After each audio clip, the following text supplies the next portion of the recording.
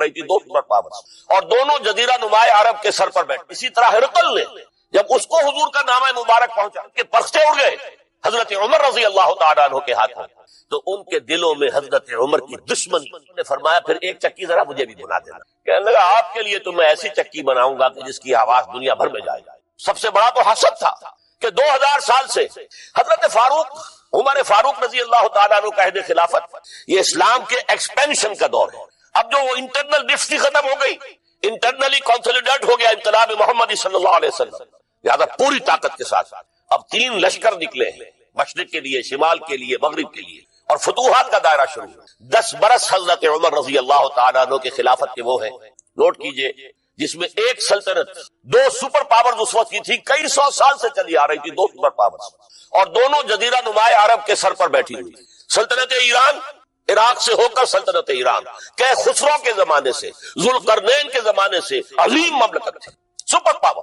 دوسری طرف سلطنت روما، دی رومن امپائر، 3 بر اعظموں کو محیط تھی۔ رومن امپائر پورا شمالی افریقہ اس کے تحت تھا، پورا مغربی ایشیا اس کے تحت تھا، شام اس کے تحت تھا، ترکی اس کے تحت تھا، اور یورپ کا سارا مشرقی علاقہ اس کے تحت تھا۔ رومن امپائر، آپ کو معلوم ہے حضرت عمر کے زمانے میں رضی اللہ تعالی عنہ سلطنت کسریٰ کے تو پرچے اڑ گئے، نام ختم ہو گیا، وجود نہ رہا عظیم سلطنت کسریٰ۔ حالانکہ آپ کے علم میں ہوگا ان کا بڑا شاندار ماضی تھا، کہ خسرو اور کیقباد، بڑے بڑے یہ کیانی کہلاتے ہیں۔ یہ کیان جو ہے یہ بڑی عظیم ایک یہ سمجھیے کہ خاندان تھا بادشاہوں کا، لیکن یہ کہ وہ پوری سلطنت کسریٰ ختم ہو گئی۔ کیوں؟ اس نے حضور کے نامہ مبارک کو چاک کیا تھا، اور حضور نے فرما دیا تھا صلی اللہ علیہ وسلم، خسرو نے میرا خط نہیں چاک کیا، اپنی سلطنت چاک کیا، اور واقعتاً سلطنت کسریٰ جو ہے ختم ہو، نام و نشان ختم ہو۔ دوسری طرف سلطنت روما تھی، عیسائیوں کے ساتھ، کیونکہ وہ تھی کرسچین، عیسائیوں کے ساتھ حضور کے زمانے میں کوئی براہ راست تصادم نہیں ہوا تھا، سارا تصادم ہوا تھا یا مشرکین عرب سے اور یا یہودیوں سے۔ عیسائی جو ہے عربین پیننسولا میں تھے ہی نہیں، یمن کے علاقے میں کچھ تھے لیکن ان کی کوئی حیثیت نہیں تھی، لہذا کوئی کنفرنٹیشن نہیں ہوئی۔ دوسرے عیسائیوں میں ابھی اہل علم موجود تھے، جیسے آپ کو معلوم ہے نجاشی بادشاہ کیسے ایمان لے آیا، اس نے حضرت عیسیٰ کے بارے میں پوچھا، حضرت جعفر طیار رضی اللہ تعالیٰ عنہ نے سورہ مریم کی آیات پڑھ کر سنائی، اور اس نے کہا بین ہی جو ان آیات میں تم نے پڑھا ہے، عیسیٰ کی حقیقت اس سے 3 کے برابر بھی زیادہ نہیں ہے۔ اسی طرح ہرقل نے جب اس کو حضور کا نامہ مبارک پہنچا، اس نے جو بھی پیغامبر آئے تھے ایلچی، ان کا اکرام کیا، احترام کیا۔ وہ عالم تھا، جان گیا کہ یہ نبی آخر الزمان ہے، چاہتا تھا کہ میں ایمان لے آؤں بشرطے کہ میرے سارے درباری سپہ سالار بھی ایمان لے آئے۔ جیسے کہ سن 300 عیسوی میں پوری رومن امپائر نے عیسائیت اختیار کی تھی، اس سے پہلے وہ بت پرست تھے۔ 300 عیسوی میں سلطنت روما کا جو ایمپرر تھا وہ ایمان لے آیا حضرت عیسیٰ پر۔ اس وقت تک ظاہر بات ہے اسلام حضرت عیسیٰ کا دین تھا، حضور تو ابھی آئے نہیں، حضور کے آنے میں تو ابھی 300 برس سے باقی ہے۔ وہ عیسائی ہو گیا، پوری مملکت عیسائی ہو گئی، تو وہ نظام جو تھا حکومت کا برقرار رہا، انٹیکٹ رہا۔ ہرقل یہ چاہتا تھا کہ اسی طرح میری پوری سلطنت ایمان لے آئے تو میری حکومت برقرار رہے، لیکن یہ کہ اس کے جو درباری تھے اور اس کے بڑے بڑے جو سپہ سالار اور جرنیل تھے انہوں نے ریجیکٹ کر دیا، اور یہ بادشاہت کی بیڑی اس کے پاؤں میں پڑی رہ گئی۔ ایمان تو نہیں لایا لیکن پہچان گیا تھا حضور کو صلی اللہ علیہ وسلم۔ اور اس سلطنت روما سے پھر آپ کو معلوم ہونا چاہیے کہ مسلمانوں نے اس کی 3 ٹانگوں میں سے 2 ٹانگیں توڑ دی، پورے شمالی افریقہ سے نکال باہر کیا، پورے مغربی ایشیا سے، یہ شام اور ترکی کا علاقہ اناطولیہ نکال دیا، اور اس کی سلطنت محدود رہ گئی یورپ کے اندر۔ تو یہ عظیم کام ہوئے ہیں حضرت عمر رضی اللہ تعالیٰ عنہ کے عہد میں۔ اب سوچئے اس عظیم ریولوشن کا بھی کوئی کاؤنٹر ریولوشن ہونا چاہیے تھا کہ نہیں؟ ایرانی بڑے زبردست نیشنلسٹ لوگ تھے، نسل پرست، اپنی نسل پر فخر کرنے والے، ہماری روایات عظیم ہیں، ہم کہ خسرو کے وارث ہیں۔ اور آپ کو معلوم ہے کہ آخری جو بادشاہ تھا رضا شاہ پہلوی، وہ چاہتا تھا کہ خسرو کے دور کی عظمت اور سطوت کو دوبارہ لے آئے، 2500 سالہ جشن اس نے منایا تھا، وہ چاہتا تھا وہی شان میری ہو جائے جو کہ خسرو کی تھی۔ یہ جو ان کے اندر نیشنلزم تھا، جب ان کی سلطنت کے پرچے اڑ گئے حضرت عمر رضی اللہ تعالیٰ عنہ کے ہاتھوں، تو ان کے دلوں میں حضرت عمر کی دشمنی، وہ خون کے پیاسے ہو گئے عمر کے رضی اللہ تعالیٰ عنہ۔ میں یہاں آپ کو ذرا ایک حوالہ دے دوں، فردوسی نے جو شاہ نامہ لکھا، حالانکہ وہ مسلمان تھے لیکن چونکہ پرانے ایرانی ذہن کی عکاسی کر رہے تھے، تو انہوں نے جب کہ عرب فوجیں آئی ہیں تو اس نے ایران کا جو اپنے اوپر فخر تھا اس کی ترجمانی کرتے ہوئے لکھا ہے زشیر شتر خوردن و سوسمار عرب را بجائیس آیت قرار کہ تختے کیا را کنند آرزو تفو برتو ہے ترک کرداں تفو. یہ عرب اونٹنیوں کا دودھ پینے والے، گوہ کھانے والے. یہ گوہ ایک بڑی سی چھپکلی کا جیسا جانور ہوتا ہے جو صحرا کے اندر ہوتا ہے اور وہ اپنا ایک گھر بنا کر رہتا ہے، اسے کھاتے تھے. تو یہ گوہ کھانے والے، اونٹنیوں کا دودھ پینے والے عرب، آج ان کی یہ جرت، یہ جسارت، یہ ہمت کہ تخت کیا را کنند آرزو، کہ وہ آج آرزو کر رہے ہیں کہ کئے سلطنت کئے کا تخت جو ہے وہ ہمیں مل جائے. تفو برتو ہے چرخ کرداں تفو، تف ہے تجھ پر اے گردش کرنے والے آسمان، تف ہے تجھ. لہذا اب کاؤنٹر ریولیوشنری موومنٹس آئی ہے. حضرت عمر کی شہادت اس کا نتیجہ. ہرمزان ایک جرنیل تھا اور اس کے جنگی جرائم اتنے شدید تھے ایرانی کے کہ واجب القتل. وہ گرفتار ہو کر حضرت عمر کے سامنے پیش کیا گیا. حضرت عمر نے فرمایا یہ واجب القتل ہے، اس کی گردن اڑا دی جائے. اس کی چالاکی دیکھیے. اس نے کہا امیر المومنین، اے مسلمانوں کے امیر عمر رضی اللہ تعالی عنہ، مجھے ذرا پانی پلوا دو. حضرت عمر نے فرمایا پانی لا دو. ایک کٹورے میں پانی دے دیا گیا. پھر کہا دیکھیے امیر المومنین، مجھے ضمانت دیجئے کہ جب تک میں یہ پانی پی نہ لوں مجھے قتل نہیں کرے گا. فرمایا ہاں تم پانی پی لو، جب تک یہ پانی تم نہیں پیو گے ہم قتل نہیں کریں. اس نے وہ کٹورا پھینک دیا.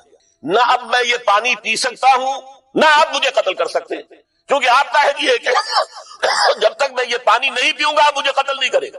اس ہیلے سے جان بچا گیا. پھر اس شخص نے ابو لولو فیروز، ایک غلام تھا، اسے اس کام کے لیے تیار کیا. حضرت مغیرہ ابن شعبہ کا غلام تھا وہ، اور حضرت مغیرہ نے اس سے روزانہ کی ایک اجرت کہ تم کام کرو، مجھے صرف 7 آنے روزانہ دے دیا کرو. اس نے آ کر حضرت عمر سے کہا کہ میرا جو آقا ہے مغیرہ ابن شعبہ یہ مجھ سے بہت زیادہ طلب کرتا ہے. حضرت عمر نے پوچھا کیا دیتے ہو؟ 7 آنے. تم کرتے کیا ہو؟ کہ میں نجار بھی ہوں، میں لوہار بھی ہوں، میں یہ کام کرتا ہوں. فرمایا اتنے پیشوں کا جاننے والا اس کے لیے یہ روزانہ کا ٹیکس یہ زیادہ نہیں ہے، یہ تمہیں دینا چاہیے. اس نے کہا میں چکیاں بھی بناتا ہوں. حضرت عمر نے فرمایا پھر ایک چکی ذرا مجھے بھی بنا دینا. کہنے لگا آپ کے لیے تو میں ایسی چکی بناؤں گا کہ جس کی آواز دنیا بھر میں جائے. وہ شخص ہے اور ہرمزان کی سازش کے تحت وہ ایرانی جسے بعد میں ایرانیوں نے کیا کہا، جس نے قتل کیا حضرت عمر فاروق کو، حضرت ابو لولو فیروز. آج بھی ایران میں اس کی قبر کی تصویریں بکتی ہیں تعداد کے اندر. حضرت ابو لولو فیروز وہ آیا ہے مسجد نبوی میں اور آ کر اس نے جبکہ حضرت عمر رضی اللہ تعالیٰ عنہ امامت فرما رہے ہیں حملہ کیا. 5-6 وار خنجر کے کیے. حضرت عمر رضی اللہ تعالیٰ شدید مجروح ہو گئے. یہ انتقام تھا جو عجم نے، وہ سلطنت کے جس کے ٹکڑے ختم ہو گئے تھے، جس کا ٹکڑے کر دیے گئے تھے، اس نے انتقام لیا عالم اسلام سے. سمجھا انہوں نے یہ تھا کہ شاید یہ پوری عمارت کسی ایک ستون پر کھڑی ہے، حضرت عمر ہی کے ستون پر کھڑی ہے. اس ستون کو گرا دو گے پوری عمارت گر جائے. لیکن ثابت ہوا نہیں، یہ محمد کی بنائی ہوئی عمارت ہے صلی اللہ علیہ وسلم. یہ بہت قوی ہے، اس کی بنیادیں بہت مضبوط ہیں، کوئی ذرا سی تریڑ بھی نہیں آئی، ذرا سی تریڑ بھی نہیں آئی. حضرت عمر فاروق کی شہادت کے بعد حضرت عثمان رضی اللہ تعالیٰ عنہ کا دور خلافت شروع ہوا اور جو قافلہ چل رہا تھا آگے چلتا چلا. حضرت عثمان رضی اللہ تعالیٰ عنہ کے بارے میں بہت قیل و قال ہے، ان پر تنقیدیں بھی کی، اپنوں نے بھی کی ہیں، دشمنوں نے بھی. لیکن بات جان لیجئے یہ تاثر غلط ہے کہ ان کے پورے دور خلافت کے اندر فتنہ رہا یا ہنگامہ رہا. قطعاً غلط. 10 برس خلفائے راشدین میں طویل ترین دور خلافت حضرت عثمان کا ہے رضی اللہ تعالیٰ عنہ. 12 برس. حضرت ابو بکر کے تو 2.25 برس تھے، حضرت عمر کے 10 برس تھے، ان کا 12 برس. اور 12 میں سے 10 سال ایسے تھے بعین ہی جیسے حضرت عمر کے 10 سال. امن و امان ہے، سکون ہے، چین ہے، اور قافلہ اسلام بڑھ رہا ہے. فتوحات کا دائرہ بڑھتا چلا جا رہا ہے. فتوحات سیلاب کے مانند آگے بڑھ رہی ہے. تھمتا نہ تھا کسی سے سیل رواں ہمارا یہ سیل رواں کوئی روکنے والی کوئی طاقت دنیا میں رہی نہیں تھی. کسرا ختم، سلطنت ایران ختم، اور دوسری سپر پاور سلطنت روما، اس کی 3 میں سے 2 ٹانگیں توڑ دی گئی، 1 رہ گئی. اب کون تھا؟ خارج میں کوئی طاقت نہیں تھی جو اسلام کے اس سیلاب کو اور پوری نوع انسانی پر اتمام حجت اور اللہ کے دین کو پہنچانے کے راستے میں رکاوٹ بن سکتی. اب ایک فتنہ اٹھا. دیکھیے حضور کی کنفنٹریشن 3 مذاہب سے ہوئی تھی. ایک مذہب مشرکین کا، شرک کا قلع قمع کر دیا گیا جزیرہ نما عرب سے، ختم. انہوں نے کاؤنٹر ریولوشنری موومنٹس اٹھائیں. حضرت ابو بکر کے زمانے میں ان کو کرش کر دیا حضرت ابو بکر صدیق رضی اللہ تعالیٰ عنہ، چاہے ہزاروں صحابہ شہید ہوئے. اس کے بعد دوسری طاقت کون سی تھی؟ مذہبی یہودی. یہود کے 3 قبیلے مدینے میں آباد تھے، بنو قینقاع، بنو قریظہ بنو نذیر 2 کو مدینے سے نکال دیا گیا ان کی بدعہدی کی وجہ سے، حالانکہ حضور نے مدینہ تشریف لاتے ہی ان سے معاہدے کر دیے تھے. ان کا میثاق مدینہ یہ در حقیقت ایک پیکٹ تھا، جوائنٹ ڈیفنس آف مدینہ کا. مدینے پر اگر کوئی حملہ کرے گا، اور ظاہر بات یہ ہے کہ امکان تھا کہ مکے والے آ کر حملہ کریں مشرکین مکہ، لیکن مدینے کا ہم تحفظ کریں گے مل کر مسلمان اور یہود. لیکن انہوں نے ہر موقع پر وعدہ خلاف کیا. پہلے بنو قینقاع نکالے گئے، پھر بنو نذیر نکالے گئے. غزوہ احزاب کے موقع پر بدترین جو ہے بدعہدی بنو قریظہ نے کی اور ان کو بڑی سخت سزا دی گئی، کیونکہ انہوں نے خود کہا تھا کہ ہمارا فیصلہ سعد ابن معاذ رضی اللہ تعالی عنہ جو فیصلہ کر دیں گے وہ ہمارے حلیف ہے، جو فیصلہ کر دیں گے ہمیں قبول ہوگا. اور حضرت سعد نے تورات کے حکم کے مطابق فیصلہ کیا کہ ان کے جتنے جوان ہیں وہ قتل کر دیے جائیں. بڑی سخت سزا تھی کہ جو دی گئی ہے، اس میں کوئی شک نہیں. پھر ان کا اڈا تھا بہت بڑا خیبر میں، وہ نکال دیا گیا، وہاں سے انہیں نکالا گیا، اس کے اوپر مسلمانوں نے قبضہ کیا. جیسا کہ میں نے عرض کیا عیسائیوں سے کوئی کنفرنٹیشن نہیں ہوئی تھی، لیکن ان 2 کے ساتھ ایک مشرکین عرب کا خاتمہ ہوا اور ایک جزیرہ نما عرب سے یہودیوں کا خاتمہ ہوا. لہذا ان کے اندر جلن تھی، انتقام کی آگ تھی. سب سے بڑا تو حسد تھا کہ 2000 سال سے نبوت اور رسالت ہمارے پاس تھی، موسیٰ سے لے کر عیسیٰ تک علیہ الصلوۃ والسلام. 1400 برس ہماری تاریخ کے وہ ہے کہ کوئی ایک لمحہ بھی نہیں تھا کہ کوئی نبی موجود نہ ہو. نوٹ کیجئے اس بات پر. حضرت موسیٰ 1400 قبل مسیح میں اور حضرت عیسیٰ سن عیسوی کا آغاز، ان 1400 سالوں میں مسلسل نبوت بنی اسرائیل میں رہی. یہ حدیث ہے بخاری شریف کی، کانت بنو اسرائیل تسوسہم الانبیاء. بنی اسرائیل کی حکومت، ریاست، سیاست کا کام انبیاء کرتے تھے. اذا ہلک نبی خلفہ نبی، جب بھی نبی کا انتقال ہوتا تھا ان کا خلیفہ دوسرا نبی ہوتا تھا. یہ چین ٹوٹی نہیں. 1400 برس آپ کو معلوم ہے حضرت داؤد بادشاہ بھی ہے، خلیفہ بھی ہے، نبی بھی ہے. ان کے بیٹے حضرت سلیمان بادشاہ بھی ہے، نبی بھی ہے، خلیفہ بھی ہے. اسی طریقے سے یہ سلسلہ چلتا رہا. تورات انہیں دی گئی، انجیل انہیں دی گئی، زبور انہیں دی گئی، بے شمار صحیفے اور دوسرے چھوٹے نبیوں کو دیے گئے. لیکن پھر اللہ تعالیٰ نے نبی آخر الزماں کی حیثیت سے محمد الرسول اللہ کو چن لیا، جو اسرائیلی نہیں تھے، جو اسماعیلی تھے. حضرت ابراہیم کے بڑے صاحبزادے حضرت اسماعیل علیہ السلام کی اولاد. اس پر انہیں سخت رنج، حالانکہ وہ پہچانتے تھے حضور کو. ان کی کتابوں میں جو نشانیاں لکھی تھی وہ پوری حضور پر جو ہے مطابق ہو رہی تھی. قرآن کہتا ہے یعرفونہ کما یعرفون ابناءہم، وہ ایسے پہچانتے ہیں محمد کو صلی اللہ علیہ وسلم جیسے کہ اپنے بیٹوں کو پہچانتے ہیں. لیکن انہوں نے نہیں مانا. بدترین دشمن، حسد کی آگ میں جلنے والے، اور آج تک وہی معاملہ ہے. ان کی نیچر تبدیل نہیں ہوئی. اب جو کچھ قیامت صغریٰ آنے والی ہے مڈل ایسٹ میں، عراق پر حملے کے بعد جو کچھ ہوگا، اس سب کی سازش کس نے کی؟ یہود. یہ ساری اسرائیلی سازش. بہرحال یہ علیحدہ بات ہو جائے گی. اب انتقام یہودیوں کا آیا. یہودیوں کو یہ معلوم تھا ہم تعداد میں اتنے کم ہیں اور ڈسپرسڈ ہیں. سن 70 عیسوی میں ایک رومن جنرل ٹائٹس، اس نے حملہ کر کے یروشلم بیت المقدس کی اینٹ سے اینٹ بجائی. 1,33,000 یہودی ایک دن میں قتل کیے. اور ان کا سیکنڈ ٹیمپل جو تھا، جو حضرت سلیمان نے بنایا تھا، معبد، عبادت گاہ، ہم تو اسے مسجد کہیں گے، مسجد اقصیٰ، لیکن انہوں نے اسے کہا ہیکل، ٹیمپل. اس کو گرا دیا تھا نبوکدنضر نے 587 عیسوی میں. دوبارہ انہوں نے بنایا، اسے ٹائٹس نے گرا دیا. وہ آج تک گرا پڑا ہوا ہے، آج تک. صرف ایک دیوار اس کی سلامت ہے جسے وہ ویلنگ وال کہتے ہیں، وہاں جا کر ماتم کرتے ہیں، روتے ہیں، پیٹتے ہیں. اور اس کو اس وقت سے نکال دیا گیا یہودیوں کو، نکل جاؤ فلسطین سے، بھاگ جاؤ یہاں سے، دفع ہو جاؤ. لہذا وہ ڈسپرس ہو گئے. کوئی یورپ چلے گئے، کوئی روس چلے گئے، کوئی ہندوستان چلے گئے، کوئی افریقہ کے ممالک میں چلے گئے، کچھ ایران میں آ گئے. یہ سب اس کو وہ کہتے ہیں ڈایاسپورا. ہمارا وہ دور جس میں ہم دنیا میں منتشر تھے. جب پوری دنیا میں منتشر تھے تو ظاہر بات ہے کسی فوجی مہم کے ذریعے سے مسلمانوں سے انتقام لینا ممکن نہیں. لیکن انتقام لیا ایک ایسی سازش کے ذریعے سے، ایک ایسا فتنۃ الکبریٰ برحق جو ہے برپا کیا ہے، جس کا کہ میں ابھی آپ سے اندازہ کرتا ہوں، جس کے نتیجے میں حضرت عثمان رضی اللہ تعالیٰ عنہ شہید ہوئے. اس کو یوں سمجھیے کہ حضور کے دور میں جن لوگوں نے شہادتیں پیش کی، انہوں نے اسلام کو قائم کرنے کے لیے شہادتیں دی. اب دور خلافت راشدہ میں جو شہادتیں پیش کی گئی وہ اسلام کو قائم رکھنے کے لیے، جو عمارت بن گئی ہے اب گرنے نہ پائے، اسے دشمن گرا نہ دے، اس ڈیفنس کے اندر، اس تحفظ کے اندر جانے دی، ہزاروں نے دی. حضرت عمر رضی اللہ تعالیٰ عنہ قائد خلافت ہے. کہ خسرو اور کہ قباد بڑے بڑے، یہ کیانی کہلاتے ہیں. یہ کیان جو ہے یہ بڑی عظیم ایک یہ سمجھیے کہ خاندان تھا بادشاہوں کا، لیکن یہ کہ وہ پوری سلطنت کسریٰ ختم ہو گئی۔ کیوں؟ اس نے حضور کے نامہ مبارک کو چاک کیا تھا، اور حضور نے فرما دیا تھا صلی اللہ علیہ وسلم، خسرو نے میرا خط نہیں چاک کیا، اپنی سلطنت چاک کی، اور واقعتاً سلطنت کسریٰ جو ہے ختم ہو گئی، نام و نشان ختم ہو گئی۔ دوسری طرف سلطنت روما تھی، عیسائیوں کے ساتھ، چونکہ وہ تھی کرسچین، عیسائیوں کے ساتھ حضور کے زمانے میں کوئی براہ راست تصادم نہیں ہوا تھا، سارا تصادم ہوا تھا یا مشرکین عرب سے اور یا یہودیوں سے۔ عیسائی جو ہے عربین پیننسولا میں تھے ہی نہیں، یمن کے علاقے میں کچھ تھے لیکن ان کی کوئی حیثیت نہیں تھی، لہذا کوئی کنفرنٹیشن نہیں ہوئی۔ دوسرے عیسائیوں میں ابھی اہل علم موجود تھے، جیسے آپ کو معلوم ہے نجاشی بادشاہ کیسے ایمان لے آیا، اس نے حضرت عیسیٰ کے بارے میں پوچھا، حضرت جعفر طیار رضی اللہ تعالیٰ عنہ نے سورہ مریم کی آیات پڑھ کر سنائی، اور اس نے کہا بین ہی جو ان آیات میں تم نے پڑھا ہے، عیسیٰ کی حقیقت اس سے دن کے برابر بھی زیادہ نہیں ہے۔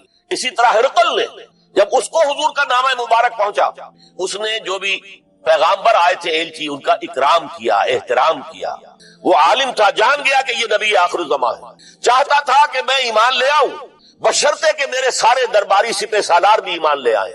جیسے کہ سن 300 عیسوی میں پوری رومن امپائر نے عیسائیت اختیار کی تھی، اس سے پہلے وہ بت پرست تھے، 300 عیسوی میں سلطنت روما کا جو ایمپرر تھا وہ ایمان لے آیا حضرت عیسیٰ پر۔ اس وقت تک ظاہر بات ہے اسلام حضرت عیسیٰ کا دین تھا، حضور تو ابھی آئے نہیں، حضور کے آنے میں تو ابھی 300 برس باقی ہے، وہ عیسائی ہو گیا، پوری مملکت عیسائی ہو گئی، تو وہ نظام جو تھا حکومت کا برقرار رہا، انٹیکٹ رہا۔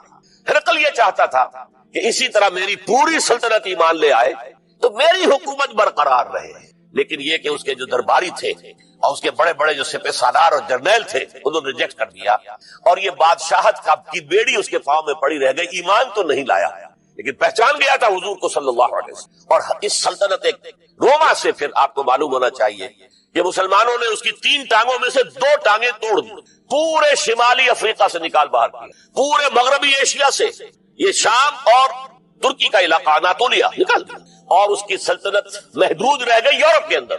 تو یہ عظیم کام ہوئے ہیں حضرت عمر رضی اللہ تعالیٰ عنہ کے عہد۔ اب سوچئے اس عظیم ریولوشن کا بھی کوئی کاؤنٹر ریولوشن ہونا چاہیے تھا کہ نہیں؟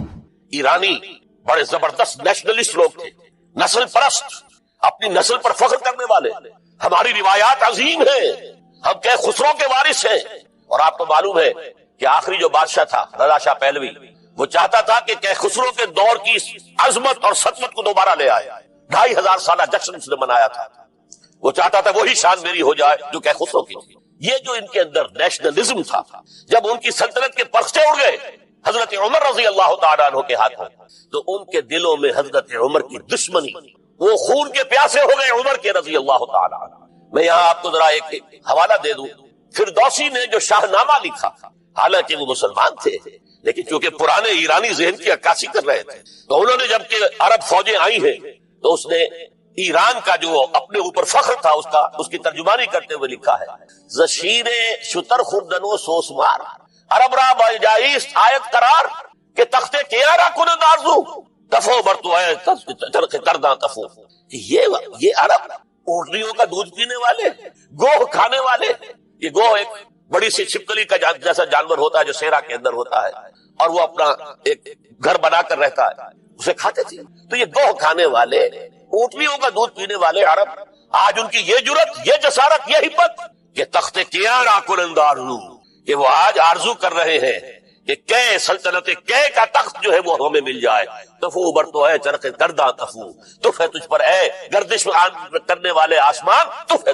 لہذا اب کاؤنٹر ریولوشنری موومنٹس آئی ہے، حضرت عمر کی شہادت اس کا نتیجہ ہے۔ ہرمزان ایک جرنیل تھا اور اس کے جنگی جرائم اتنے شدید تھے ایرانی کے کہ واجب القتل، وہ گرفتار ہو کر حضرت عمر کے سامنے پیش کیا گیا۔ حضرت عمر نے فرمایا یہ واجب القتل ہے، اس کی گردن اڑا دی جائے۔ اس کی چالاکی دیکھیے، اس نے کہا امیر المومنین، اے مسلمانوں کے امیر عمر رضی اللہ تعالی عنہ، مجھے ذرا پانی پلوا دو۔ حضرت عمر نے فرمایا پانی لا دو۔ ایک کٹورے میں پانی دے دیا گیا، پھر کہا دیکھیے امیر المومنین، مجھے ضمانت دیجئے کہ جب تک میں یہ پانی پی نہ لوں مجھے قتل نہیں کرے گا۔ فرمایا ہاں ہاں تم پانی پی لو، جب تک یہ پانی تم نہیں پیو گے ہم قتل نہیں کریں گے۔ اس نے وہ کٹورا پھینک دیا، نہ اب میں یہ پانی پی سکتا ہوں نہ آپ مجھے قتل کر سکتے، کیونکہ آپ کا ہے کہ جب تک میں یہ پانی نہیں پیوں گا آپ مجھے قتل نہیں کرے گا۔ اس ہیلے سے جان بچا گیا۔ پھر اس شخص نے ابو لولو فیروز ایک غلام تھا، اسے اس کام کے لیے تیار کیا۔ حضرت مغیرہ ابن شعبہ کا غلام تھا وہ، اور حضرت مغیرہ نے اس سے روزانہ کی ایک اجرت کہ تم کام کرو، مجھے صرف 7 آنے روزانہ دے دیا کرو۔ اس نے آ کر حضرت عمر سے کہا کہ میرا جو آقا ہے مغیرہ ابن شعبہ، یہ مجھ سے بہت زیادہ طلب کرتا ہے۔ حضرت عمر نے پوچھا کیا دیتے ہو 7 آنے؟ تم کرتے کیا ہو؟ کہ میں نجار بھی ہوں، میں لوہار بھی ہوں، میں یہ کام کرتا ہوں۔ فرمایا اتنے پیشوں کا جاننے والا اس کے لیے یہ روزانہ کا ٹیکس یہ زیادہ نہیں ہے، یہ تمہیں دینا چاہیے۔ اس نے کہا میں چکیاں بھی بناتا ہوں۔ حضرت عمر نے فرمایا پھر ایک چکی ذرا مجھے بھی بنا دینا۔ کہنے لگا آپ کے لیے تو میں ایسی چکی بناؤں گا کہ جس کی آواز دنیا بھر میں جائے گا۔ وہ شخص ہے اور ہرمزان کی سازش کے تحت وہ ایرانی جسے بعد میں ایرانیوں نے کیا کہا، جس نے قتل کیا حضرت عمر فاروق کو، حضرت ابو لولو فیروز۔ آج بھی ایران میں اس کی قبر کی تفسیریں بکتی ہیں تعداد کے اندر۔ حضرت ابو لولو فیروز وہ آیا ہے مسجد نبوی میں، اور آ کر اس نے جبکہ حضرت عمر رضی اللہ تعالیٰ عنہ امامت فرما رہے ہیں حملہ کیا، 5-6 وار خنجر کے کیے۔ حضرت عمر رضی اللہ تعالیٰ شدید مجروح ہو گئے۔ یہ انتقام تھا جو عجم نے، وہ سلطنت کے جس کے ٹکڑے ختم ہو گئے تھے، جس کا ٹکڑے کر دیے گئے تھے، اس نے انتقام لیا عالم اسلام سے۔ سمجھا انہوں نے یہ تھا کہ شاید یہ پوری عمارت کسی ایک ستون پر کھڑی ہے، حضرت عمر ہی کے ستون پر کھڑی ہے، اس ستون کو گرا دو گے پوری عمارت گر جائے گا۔ لیکن ثابت ہوا نہیں، یہ محمد کی بنائی ہوئی عمارت ہے صلی اللہ علیہ وسلم، یہ بہت قوی ہے، اس کی بنیادیں بہت مضبوط ہیں، کوئی ذرا سی تریڑ بھی نہیں آئی، ذرا سی تریڑ بھی نہیں آئی۔ حضرت عمر فاروق کی شہادت کے بعد حضرت عثمان رضی اللہ تعالیٰ عنہ کا دور خلافت شروع ہوا، اور جو قافلہ چل رہا تھا آگے چلتا چلا۔ حضرت عثمان رضی اللہ تعالیٰ عنہ کے بارے میں بہت قیل و قال ہے، ان پر تنقیدیں بھی کی، اپنوں نے بھی کی ہیں، دشمنوں نے بھی، لیکن بات جان لیجئے یہ تاثر غلط ہے کہ ان کے پورے دور خلافت کے اندر فتنہ رہا یا ہنگامہ رہا، قتل غلط۔ 10 برس خلفائے راشدین میں طویل ترین دور خلافت حضرت عثمان کا ہے رضی اللہ تعالیٰ عنہ۔ 12 برس حضرت ابو بکر کے تو 2.25 برس تھے، حضرت عمر کے 10 برس تھے، ان کا 12 برس، اور 12 میں سے 10 سال ایسے تھے بعین ہی جیسے حضرت عمر کے 10 سال۔ امن و امان ہے، سکون ہے، چین ہے، اور قافلہ اسلام بڑھ رہا ہے، فتوحات کا دائرہ بڑھتا چلا جا رہا ہے، فتوحات سیلاب کے مانند آگے بڑھ رہی ہے۔ تھمتا نہ تھا کسی سے سیل رواں ہمارا یہ سیل رواں، کوئی روکنے والی کوئی طاقت دنیا میں رہی نہیں تھی۔ کسرا ختم، سلطنت ایران ختم، اور دوسری سپر پاور سلطنت روما، اس کی 3 میں سے 2 ٹانگیں توڑ دی گئی، 1 رہ گئی۔ اب کون تھا؟ خارج میں کوئی طاقت نہیں تھی جو اسلام کے اس سیلاب کو اور پوری نوع انسانی پر اتمام حجت اور اللہ کے دین کو پہنچانے کے راستے میں رکاوٹ بن سکتے۔ اب ایک فتنہ اٹھا، دیکھیے حضور کی کنفنٹریشن 3 مذاہب سے ہوئی تھی۔ ایک مذہب مشرکین کا، شرک کا قلع کما کر دیا گیا جزیرہ نما عرب سے، ختم۔ انہوں نے کاؤنٹر ریولوشنری موومنٹس اٹھائیں، حضرت ابو بکر کے زمانے میں ان کو کرش کر دیا حضرت ابو بکر صدیق رضی اللہ تعالیٰ عنہ، چاہے ہزاروں صحابہ شہید ہوئے۔ اس کے بعد دوسری طاقت کون سی تھی؟ مذہبی یہودی۔ یہود کے 3 قبیلے مدینے میں آباد تھے، بنو قینقاع، بنو قریظہ، بنو نذیر۔ 2 کو مدینے سے نکال دیا گیا ان کی بدعہدی کی وجہ سے، حالانکہ حضور نے مدینہ تشریف لاتے ہی ان سے معاہدے کر دیے تھے۔ ان کا میثاق مدینہ یہ در حقیقت ایک پیکٹ تھا، جوائنٹ ڈیفنس آف مدینہ کا۔ مدینے پر اگر کوئی حملہ کرے گا، اور ظاہر بات ہے یہ کہ امکان تھا کہ مکے والے آ کر حملہ کریں، مشرکین مکہ، لیکن مدینے کا ہم تحفظ کریں گے مل کر مسلمان اور یہود۔ لیکن انہوں نے ہر موقع پر وعدہ خلافی، پہلے بنو قینقاع نکالے گئے، پھر بنو نذیر نکالے گئے، غزوہ احزاب کے موقع پر بدترین جو ہے بدعہدی بنو قریظہ نے، اور ان کو بڑی سخت سزا دی گئی، کیونکہ انہوں نے خود کہا تھا کہ ہمارا فیصلہ سعد ابن معاذ رضی اللہ تعالی عنہ جو فیصلہ کر دیں گے وہ ہمارے حلیف ہے، جو فیصلہ کر دیں گے ہمیں قبول ہوگا۔ اور حضرت سعد نے تورات کے حکم کے مطابق فیصلہ کیا کہ ان کے جتنے جوان ہیں وہ قتل کر دیے جائیں۔ بڑی سخت سزا تھی کہ جو دی گئی ہے، اس میں کوئی شک نہیں۔ پھر ان کا اڈا تھا بہت بڑا خیبر میں، وہ نکال دیا گیا، وہاں سے انہیں نکالا گیا، اس کے اوپر مسلمانوں نے قبضہ کیا۔ جیسا کہ میں نے عرض کیا، عیسائیوں سے کوئی کنفرنٹیشن نہیں ہوئی تھی، لیکن ان 2 کے ساتھ ایک مشرکین عرب کا خاتمہ ہوا اور ایک جزیرہ نما عرب سے یہودیوں کا خاتمہ ہوا۔ لہذا ان کے اندر جلن تھی، انتقام کی آگ تھی۔ سب سے بڑا تو حسد تھا کہ 2000 سال سے نبوت اور رسالت ہمارے پاس تھی، موسیٰ سے لے کر عیسیٰ تک علیہ الصلوۃ والسلام، 1400 برس ہماری تاریخ کے وہ ہے کہ کوئی ایک لمحہ بھی نہیں تھا کہ کوئی نبی موجود نہ ہو۔ نوٹ کیجئے اس بات، حضرت موسیٰ 1400 قبل مسیح میں، اور حضرت عیسیٰ سن عیسوی کا آغاز، ان 1400 سالوں میں مسلسل نبوت بنی اسرائیل میں رہی.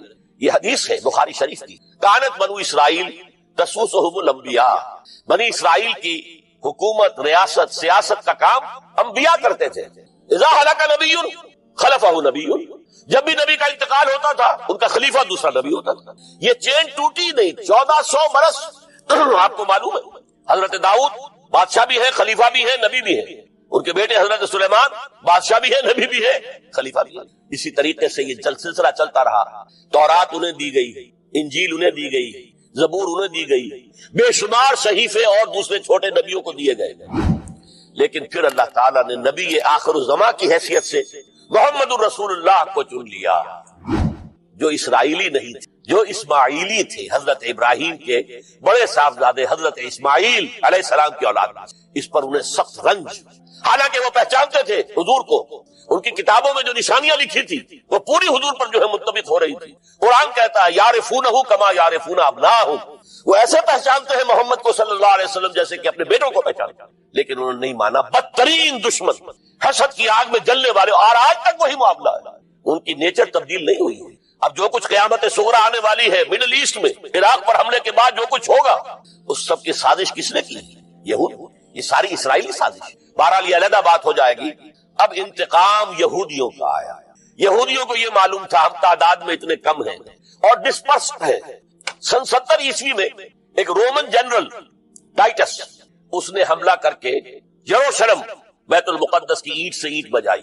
1,33,000 یہودی ایک دن میں قتل کی. اور ان کا سیکنڈ ٹیمپل جو تھا، جو حضرت سلیمان نے بنایا تھا، معبد، عبادت گاہ، ہم تو اسے مسجد کہیں گے، مسجد اقصی، لیکن انہوں نے اسے کہا ہیکل، ٹیمپل.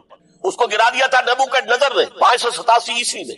دوبارہ انہوں نے بنایا، اسے ٹائٹس نے گرا دیا. وہ آج تک گرا پڑا ہوا ہے. آج تک صرف ایک دیوار اس کی سلامت ہے جسے وہ ویلنگ وال کہتے ہیں. وہاں جا کر ماتم کرتے ہیں، روتے ہیں، پیٹتے ہیں. اور اس کو اس وقت سے نکال دیا گیا یہودیوں کو، نکل جاؤ فلسطین سے، بھاگ جاؤ یہاں سے، دفع ہو جاؤ. لہذا وہ ڈسپرس ہو گئے. کوئی یورپ چلے گئے، کوئی روس چلے گئے، کوئی ہندوستان چلے گئے، کوئی افریقہ کے ممالک میں چلے گئے، کچھ ایران میں آ گئے. یہ سب اس کو وہ کہتے ہیں ڈایاسپورا.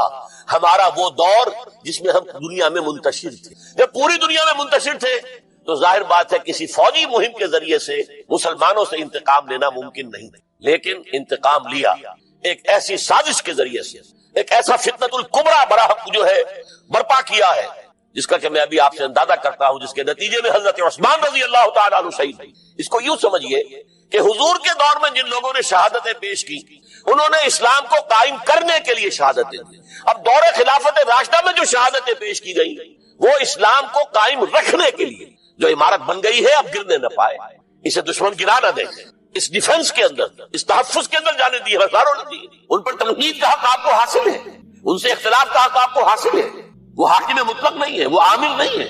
آپ کو معلوم ہے کہ حضرت عمر پر ان کے کرتے کے اعتبار سے جو ہے وہ تنقید ہو گئی. تنقید کرنے والا کون تھا؟ سلمان فارسی رضی اللہ تعالیٰ عنہ. ان کے بارے میں حضور نے فرمایا سلمانو منا اہل البیت، یہ تو ہمارے اہل بیت میں سے اتنا قریب. حضور حضرت عمر خطبہ دے رہے ہیں اور وہ کہتے ہیں کھڑے ہو کر لا سمع ولا طاعہ، نہ سنیں گے نہ اطاعت کریں گے. کلمہ بغاوت ہے. تو کوئی ناگواری کا احساس نہیں. مجھ میں آپ نے بات کی کیا بات ہے؟ یہ جو کرتا آپ نے پہنا ہے یہ ان یمنی چادروں سے بنا ہے جو مال غنیمت میں آئی، اور جتنی کا ٹکڑا جو ہے ہر مسلمان کو ملا اس سے کرتا نہیں بنتا. اور آپ ہے بھی طویل القامت، آپ کا کرتا کیسے بن گیا؟